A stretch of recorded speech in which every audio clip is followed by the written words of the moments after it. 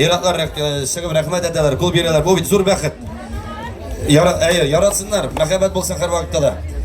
Yara gittik ederiz. Bir şart takmalarım bir çırlap alayım gene. Ederiz. Rahatlanıp gittik ederiz. Nukul çabası indi.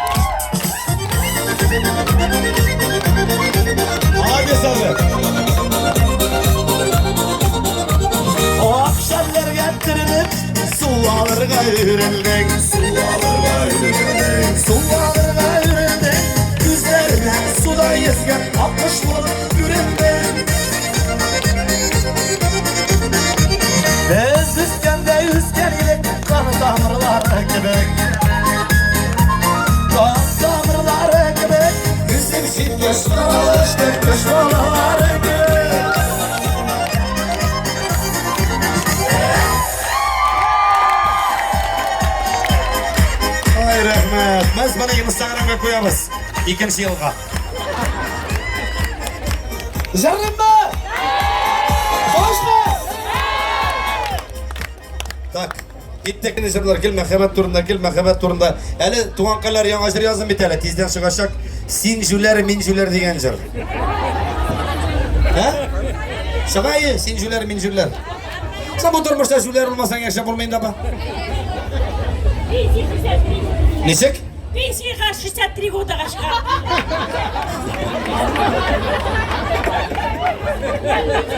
Мен шыққан, я за детей переживаю. Я не переживай. Как будто миллион на пенсии verirler.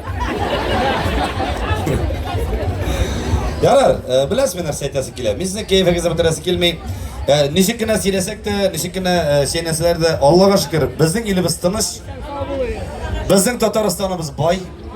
Biz endi mana yilini ishsiz konsert qo'yamiz, qo'yagina bormaymiz, endigina yerda bo'lmaymiz. Ko'p narsa aytsinlar, mana bunda chetdan kelgan qo'noqlar o'pkalamasinlar. Bizning Tatariston eng boyoq. Yo'llarda aybat, xalqda motor, ovullarda boy yashay, tirisha, toba, izlana, zarlangan bo'lamiz, lekin Allohga shukr. Bugungi kunda mana o'zingizning boyligingizga qarag'iz. Balada da mashina, otada da mashina, hozir urus mashinasini olasiz yo'q, kelish bor biz sitil mashinalarida yuribmiz. Bizga masalan zarlanlarga to'g'onqalarim. Tegi ishlagan oshli, mendigina rayonga bormaymiz. Ko'kmara deysizmi, tizilib ketgan yerlar, Orsha deysizmi, Savo deysizmi, Tilasha deysizmi, Nurlat, Oqsubay, mendigina rayonlarga bormayk. Her bir rayon şista, matur, pak hem halkta bizde evet. Allah'a şükür. Şuna göre doğankaylarım, pensiyini 100 yaşga kadar koysalar da Allah dilese yaşayımız.